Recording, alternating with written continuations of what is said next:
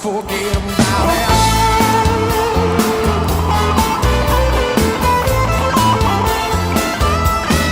The SE Series really started in 1999 when Carlos Santana recorded the Supernatural record. He's on tour. He is in a giant spotlight. New fans are coming to him, and he is engaged.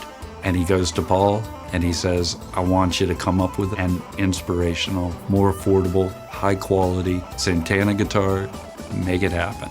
So that was the challenge. That's what started the whole thing.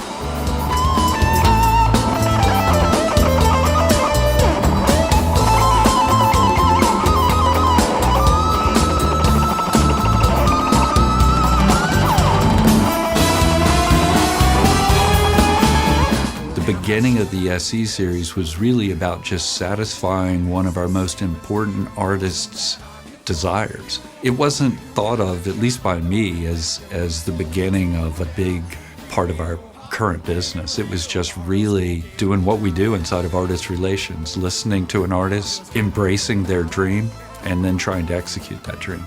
I think expanding beyond Santana and seeing that greater opportunity and actually the beginning glimpses of seeing that this is a whole series that became much bigger than what we had dreamed it would be.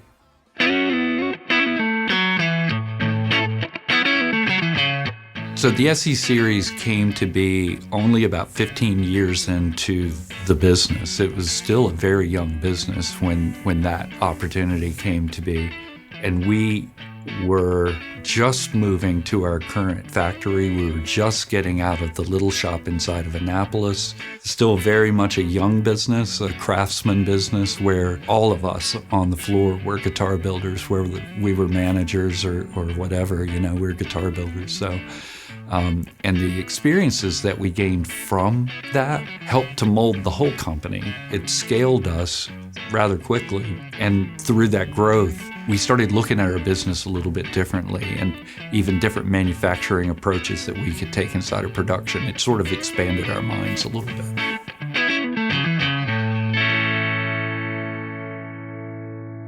WMI was the obvious choice for our first partnership within the SE Series. There was a gentleman named Maiwan. He ran that factory, and he was a gigging PRS guitar player. He took it as a personal challenge to be able to represent us the way that we wanted to be represented. He knew our brand. He knew what we were about. He admired us as manufacturers of guitars, and that was very fortunate. I think it got us off to a great start.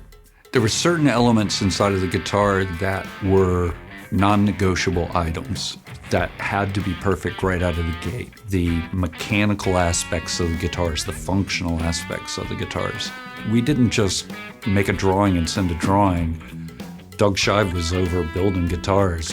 Paul Smith was over building guitars, and we were showing how we do processes and trying to figure out how to implement that into their systems.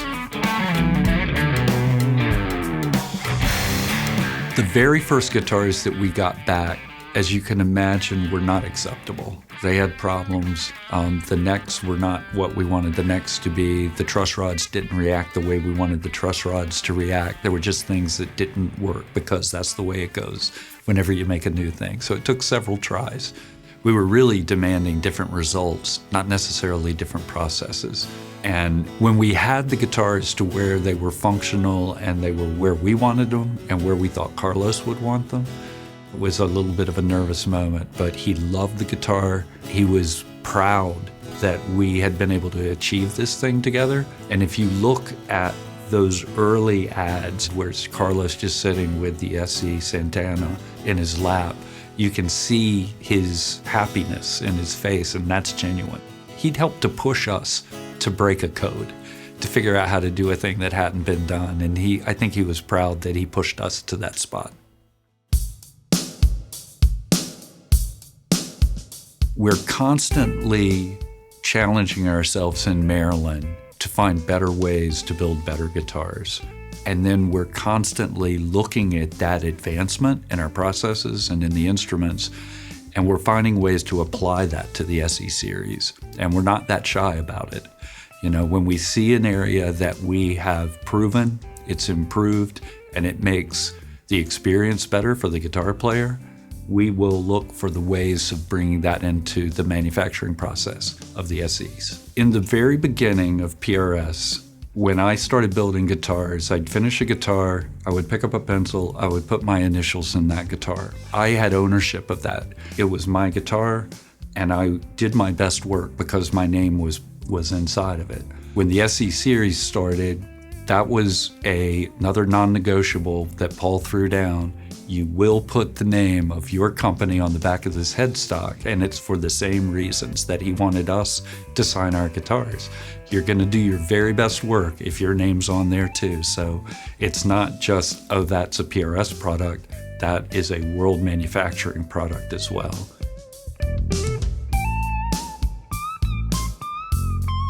The biggest fears, I think, around what could be considered as selling out, that was the thing. It was like, are people gonna think we're selling out?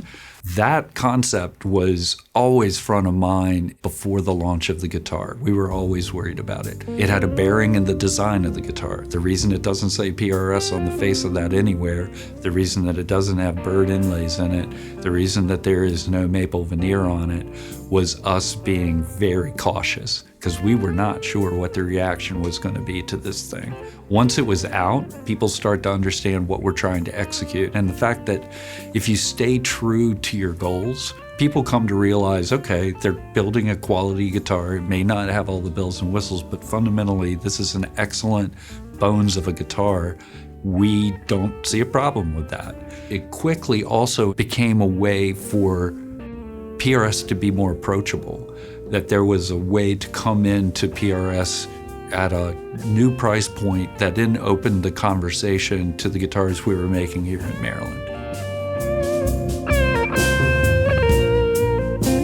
As the years go on, things have changed inside of Korea. We've got to find a new manufacturing partner, and lightning striking twice, we find the perfect partner at Cortec.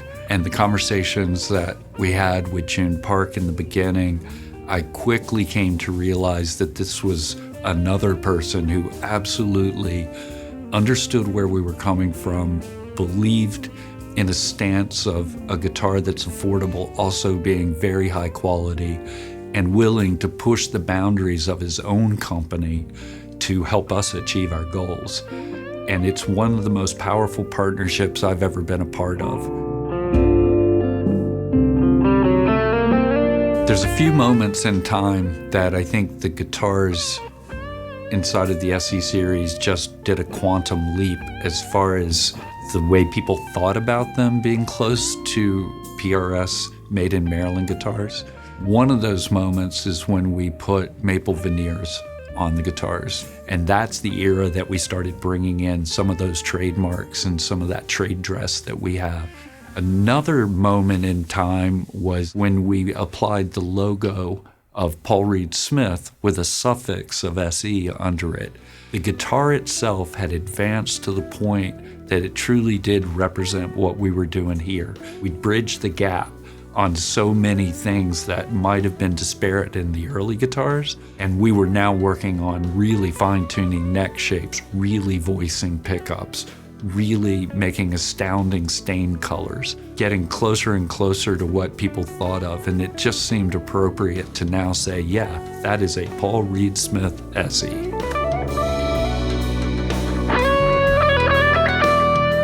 After Carlos, there was a whole stream of wonderful partners that came along. Billy Martin from Good Charlotte, the guys from Opeth, Zach Myers, David Grissom, Mark Tremonti. When we developed the original Tremonti series here in the US, it was, especially with pickups, it was trial after trial after trial to get a guitar that he could embrace and love. Moving that into the SE series, that has been just such a consistent seller for us over the years. So his presence has opened the door to so many guitar players to come and enjoy PRS. And the same with Mark Holcomb as well. Mark's approach to the guitar, very different. a very modern approach, coming up with different manufacturing techniques to be able to execute that. The artists also take you to places that you wouldn't think of. Herman Lee's approach to the Clio, Ed Sheeran's approach to his signature models, a real defining moment with John Mayer with the SE Silver Sky, which challenged us because of how big a challenge it was with John to get the USA version. Stepping back up to the plate and executing that with him on an SE stance was nerve-wracking, but it was one of the most monumental and memorable wins that I've had here at PRS. Again, just examples of how artists can take you to different places and help you discover the future.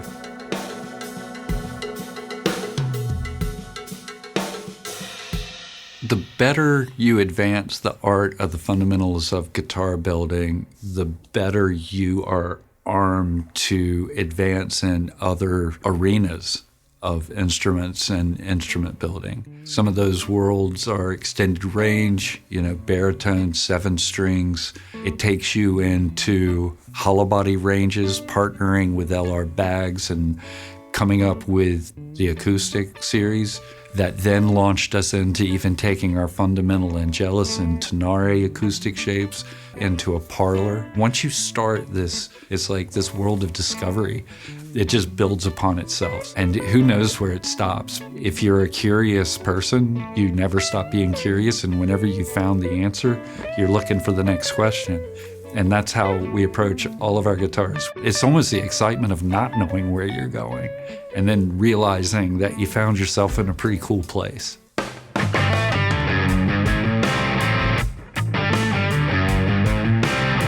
It's very difficult to read the future, obviously. You can't say here is what is going to happen, but you can just create a reality that gives you the best shot of achieving your long-term goals as possible.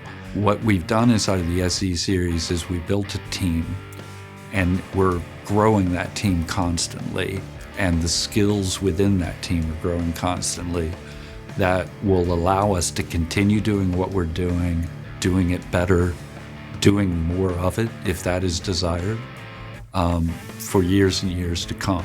The partnerships that we're establishing today, the last 10 years or so with Cortec, that's going to go to the moon. When you partner with quality people, good things happen.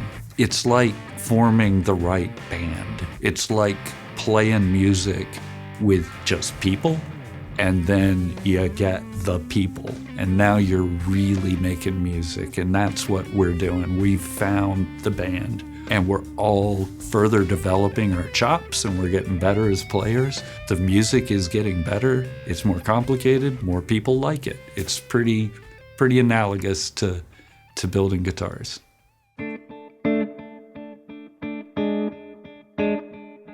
From the player's perspective, all we're really doing is applying what we know about guitar building and scaling it and being consistent with what we want and bringing that to more people. And if we execute that well, that means John Mayer is going to pick up an SE and say, I love it. David Grissom is going to pick up an SE of his and say, this is spot on. Mark Holcomb is going to pick one up and he's going to go on tour with it. Alex Lifeson, inside of our acoustics, for him to be touring world tours with his SE signature acoustic guitar boldly in the front of that stage, that's why we do this stuff too. We have to get all the fundamentals right. And when you get it right, that's where value comes in. And if you ask me what is value, that is, I am going to buy a $1,000 instrument that feels like a $3,000 instrument and performs like a $4,000 instrument. That's what I hope that players are getting when they pick up our guitar. It's a guitar that is a conduit for them to bring their art to life and to do that in a way that's very comfortable for them because we've done our job well. I would not have ever believed that we were able to grow PRS to this size, period. I remember Paul and I having a conversation after we had made 1,000 guitars. We had beers, we went up to the roof, And I remember him saying, what are we going to do now? The fact that the world has come back and wanted more and more from us is not something that could be anticipated. When I look at the major projects, I guess, that I've been a part of inside of PRS, and for the last 15 years, 20 years, the SE has been such a big part of my life, could never have anticipated that. But when you step back and you look at 41 years now of being in a business, I mean, we've made an impact. And we've been really consistent in being true to the original mission, just further developing the art of guitar making in every way that we could imagine. And if you just stay true to a mission and you don't waver, you know, that, I guess, is what happens. Cool. Yeah, great. Cool. Thanks, man. Yeah. My pleasure. Amazing. Amazing. How far we have come.